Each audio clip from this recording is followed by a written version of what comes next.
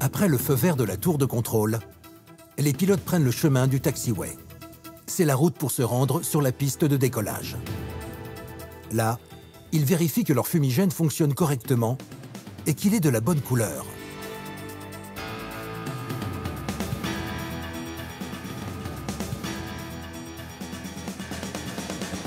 Puis c'est le décollage.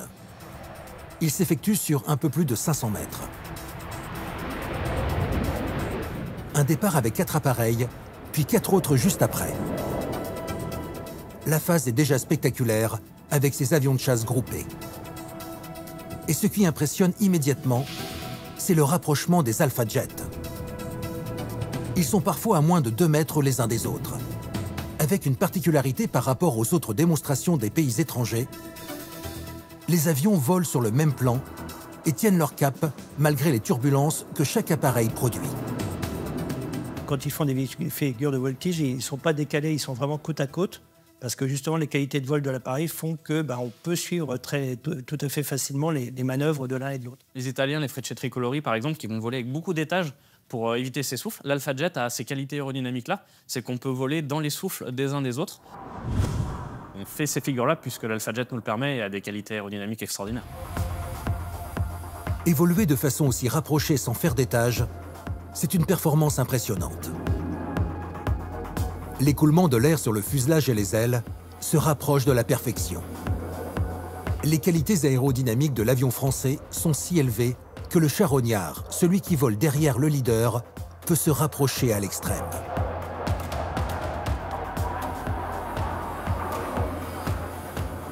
C'est ce que ne peuvent pas faire d'autres avions parce que tout de suite, ils sont dans le remous et ça tabasse et ils ne peuvent pas stabiliser.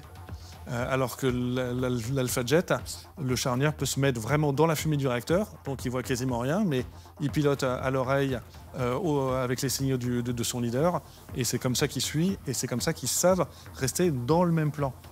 Il crée peu de traînées, ce qui permet au charognard de venir se loger vraiment derrière le leader. Pas en décalé, pas au-dessus, pas sur les côtés, vraiment dans le flux du réacteur du leader, ce qui est normalement très dangereux parce que derrière un avion, on a généralement beaucoup de remous qui peuvent faire se renverser un avion. Mais si l'avion est particulièrement bien profilé, il n'en reste pas moins que dans le cockpit, le pilote n'évolue pas sur un lac d'huile. C'est pas figé sur une plaque de plexiglas, ça bouge en permanence, c'est sûr.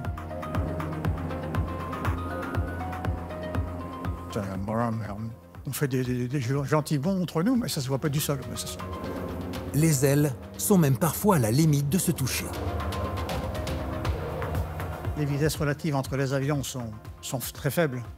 C'est comme quand on double une voiture à 95 à l'heure, une voiture qui roule à 90, ça va tout doucement. En fait, entre les avions, ça bouge tout le temps. Ça bouge tout le temps, mais les mouvements sont lents. Il est impossible de voir des turbulences depuis le sol. Même si les avions volent relativement bas, la réglementation des meetings aériens impose de ne pas être à moins de 100 mètres d'altitude. Mais c'est à cette hauteur que l'avion délivre ses meilleures performances. Plus on prend de l'altitude, plus l'avion dégrade sa puissance. Plus il est proche du sol, plus il est réactif. L'avion est mieux en basse altitude puisque l'air étant plus dense, les moteurs réagissent mieux, ils ont plus de puissance. L'avion va mieux porter puisque la densité de l'air autour des ailes sera également plus forte. Mais voler en basse altitude est plus violent en termes de sensations physiques.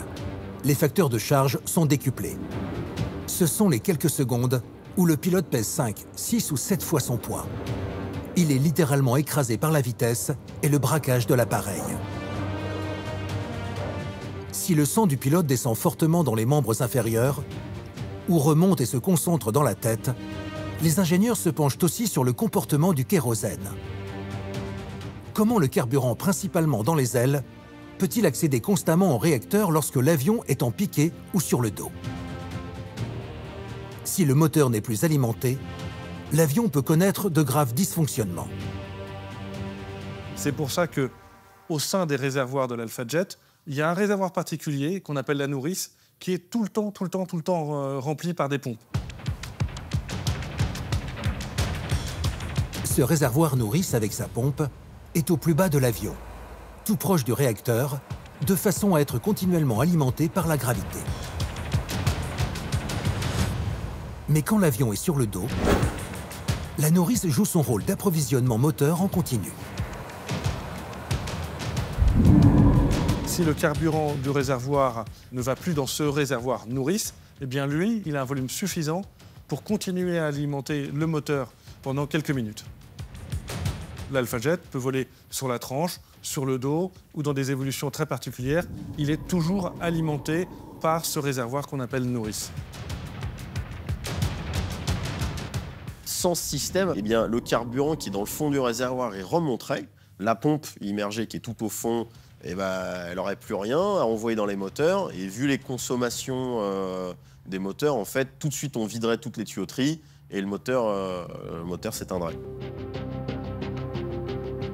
L'Alpha-Jet est un avion prêt pour toutes les acrobaties aériennes possibles.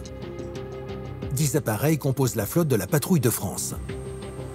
Ils sont utilisés à raison de plusieurs centaines d'heures chaque année, malgré leur ancienneté. Le premier vol d'un Alpha-Jet remonte à plus de 50 ans. C'était en 1973. À l'instar des vieilles voitures qui sont particulièrement robustes, eh ben, cet avion, c'est pareil. Jusqu'à récemment, l'armée de l'air et de l'espace s'en servait encore pour former les pilotes de chasse. Il est depuis peu de temps remplacé par le Pilatus PC-21, un avion à hélice. Il est plus moderne et ses outils de simulation dans le cockpit en font un excellent tremplin pour le Rafale.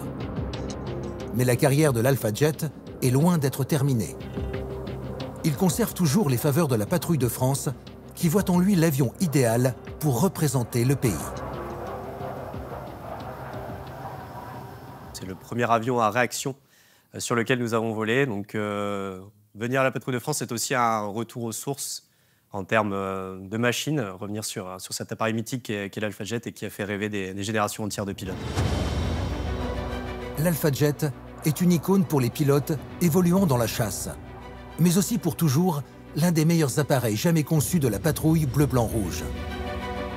Un avion qui doit sa réussite à l'inexorable travail de recherche des ingénieurs aéronautiques français à la pointe de l'innovation depuis près d'un siècle. La PAF a toujours bénéficié des meilleurs engins pour faire étalage de la formation des pilotes de l'armée de l'air et de l'espace. Et cela depuis le début. En 1953, pour sa création, elle bénéficie même d'un appareil hors norme. Un chasseur américain doté d'un mode de propulsion qui bouleverse le secteur aéronautique. Le moteur à réaction était la grande évolution technologique de la Seconde Guerre mondiale. Les Allemands l'avaient utilisé de manière opérationnelle dès 1942. Puis les Anglais et les Américains avaient également eu des projets qui avaient abouti à la fin de la Seconde Guerre mondiale. Tout le monde sentait bien dans le milieu aéronautique que c'était la technologie qui allait permettre aux avions d'aller beaucoup plus loin, beaucoup plus rapidement. Mais pour ces représentations, la France doit impérativement voler sur un appareil conçu et construit par ses propres ingénieurs. Elle ne veut plus de l'avion américain. Il faut voler français. Il y a déjà l'idée du symbole de représentant diplomatique de la France, de son savoir-faire industriel, de son savoir-faire aéronautique et de son savoir-faire militaire.